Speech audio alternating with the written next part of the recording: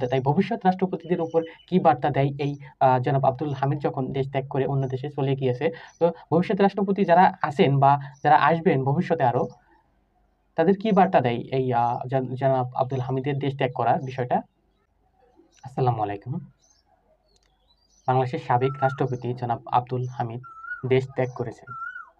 তিনি কি আসলে চিকিৎসার জন্য গিয়েছেন? নাকি কোনো ভয়-ভীতির কারণে বা কোনো কিছু আশঙ্কা করতে পেরেছেন তাকে কি দেশ আইনশৃঙ্খলা বাহিনী তাকে গ্রেপ্তার করবে কি করবে না এই ভয়ে তিনি হয়তোবা দেশ ত্যাগ করেছেন,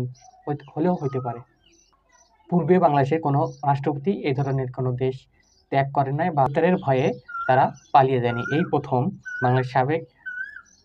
রাষ্ট্রপতি জনাব আব্দুল হামিদ দেশ ত্যাগ করেছেন বা দেশ থেকে অন্য রাষ্ট্রে চলে গিয়েছেন। শোনা যাচ্ছে বিভিন্ন গণমাধ্যমগুলোতে দেখা যাচ্ছে বা শোনা যাচ্ছে তিনি গ্রেপ্তার ভয়ে হয়তোবা দেশ ত্যাগ করতে পারেন বা এইজন্যই দেশ ত্যাগ করেছেন। আসলে একজন রাষ্ট্রপতি একটা দেশের যে একজন রাষ্ট্রপতি প্রধান হিসেবে কাজ করে বা যে কাগজ কলমে যে একজন রাষ্ট্রপতি দেশের প্রধান হিসেবে দায়িত্ব পালন করে থাকেন, তিনার যে ক্ষমতা বা তিনি যখন ক্ষমতায় থাকেন তখন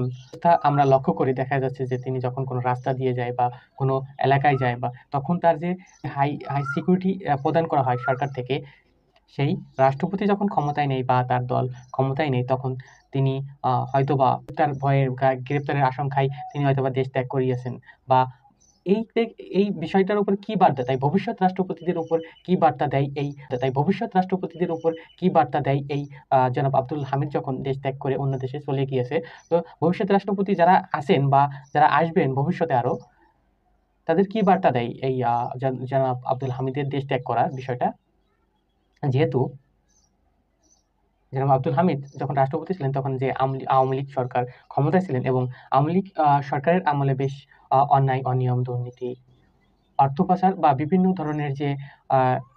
ফৌজদারি অপরাধের কথা শোনা গিয়েছে। বড় ঘটনা ঘটেছে বাংলাদেশে ২০০৯ সালের ঘটনা, ২০১৩ সালের ঘটনা, ২৪ সালের ঘটনা। এছাড়াও আরো বেশ অনেক ঘটনা ঘটেছে বাংলাদেশে এই বছরগুলোর মধ্যে।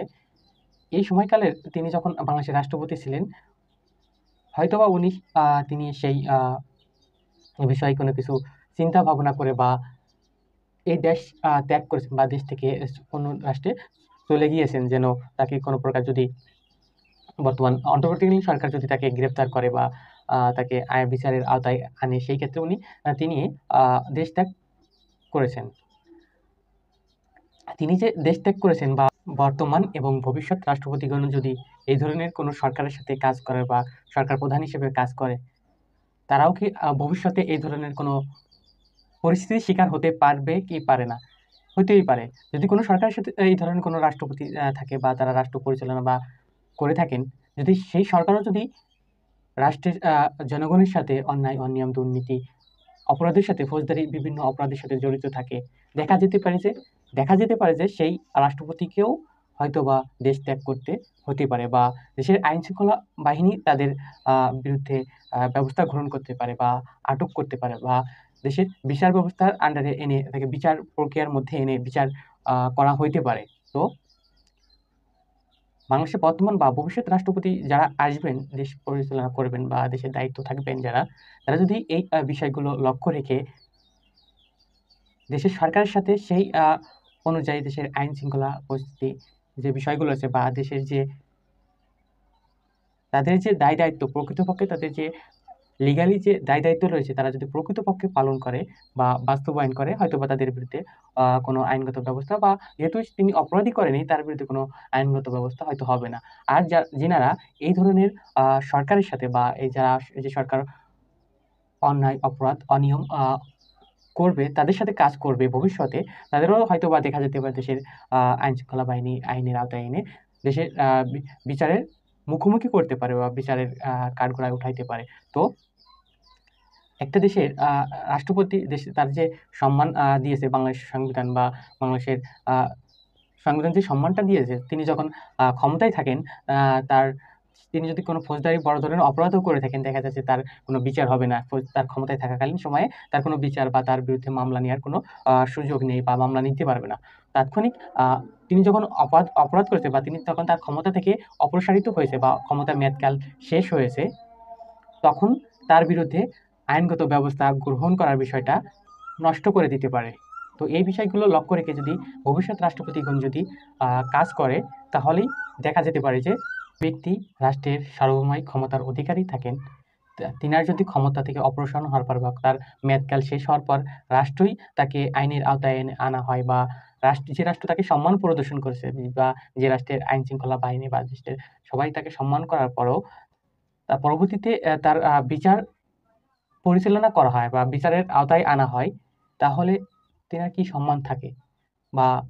তিনি যদি সম্মানহানির কোনো কাজের সাথে জড়িত থাকে, সেক্ষেত্রে তো তাকে আইনের আওতায় আনতেই হবে বা আনাই হবে বা বিচারের মুখোমুখি করা হবে। তো এই ধরনের কাজের সাথে যদি বর্তমান বা ভবিষ্যৎ রাষ্ট্রপতিগণ যদি লক্ষ্য রেখে কাজ করে, তাহলেই দেখা যাবে একটা পরিবর্তন আসবে। তাছাড়া যদি আমরা যে নজিরটা বর্তমান দেখতে পেয়েছি যে একজন রাষ্ট্রপতি পরপর ২ টার্ম ক্ষমতায় থাকার পরেও তার যখন মেয়াদ থেকে অপসারণ হয়েছে, বা তার দল যখন আ পদত্যাগ করছে, বা তার দল যখন ক্ষমতায় নেই, তখন তিনাকে দেশ ত্যাগ করতে বাধ্য হয়। কারণ তার দলীয় যে বিষয়গুলো ছিল, দলীয় যে অন্যায়, অপরাধ, অনিয়মের কথা, আ যে বিষয়গুলো ভেসে উঠতেছে, এই বিষয়ের জন্যই তাকে হয়তোবা দেশ ত্যাগ করতে হয়েছে, বা তিনি আশঙ্কা করছেন হয়তোবা তিনি যদি দেশে থাকেন, সেক্ষেত্রে তাকে আইনের আওতায় এনে তার বিচার প্রক্রিয়া সম্পূর্ণ করা হবে এবং হয়তোবা শাস্তিও প্রদান করা হইতে পারে। হয়তোবা এই ভয় পেয়ে হয়তোবা তিনি দেশ ত্যাগ করেছেন। যা এই বিষয়গুলো ভবিষ্যতে কি বার্তা দেয়? এই ধরনের আ কর্মকান্ডর সাথে যারা জড়িত থাকবেন ভবিষ্যতে আরো, বা তার পরবর্তী যে সরকারগুলো দেশ পরিচালনা করবেন, বা যারা তাদের হয়তোবা যারা অপরাধ করবেন, তাদের যদি আইনে আওতায় আনা হয়, এই পালাক্রমে যদি এই ধরনের কার্যক্রম ঘটে থাকে, কোনো কোনো রাজনৈতিক দল যখন ক্ষমতায় থাকবেন, তাদের যে মনোনীত ব্যক্তি রাষ্ট্রপতি হবেন, তারা যদি এই ধরনের অপরাধের সাথে জড়িত থাকে, দেখা যাবে যে পরবর্তী সরকাররাও এই ধরনের তাদের আইনের আওতায় এনে বিচার কার্য পরিচালনা করবেন। বা তারা যদি দেশ থেকে আ অন্য রাষ্ট্রেও চলে যায়, তখন দেখা যাবে যে তার অ্যাবসেন্স এ বিচার কার্য পরিচালনা করা হবে। পালাক্রমে যদি এই অবস্থা চলতেই থাকে, তাহলে আসলে কোনো পরিবর্তন আসবে না বাংলাদেশে। তো এই বিষয়গুলো লক্ষ্য রেখে যে আমরা দেখতে পাচ্ছি যে বর্তমান যে আওয়ামী লীগ সরকার ক্ষমতায় নেই, বা তাদের দলীয় নেতাকর্মীরা বেশিরভাগই দেশের বাইরে রয়েছেন, বা তাদের এই যে সিস্টেম, যে একজন একটা দেশের আ রাষ্ট্রপতি বা প্রধানমন্ত্রী বা অন্যান্য যে মন্ত্রীগণ, এমপি মন্ত্রীগণ ছিলেন, তারা যখন দেশের সরকার সরকারে ছিলেন, তারা তাদের যে মান-সম্মান ছিল, বা তাদের যে সম্মান ছিল,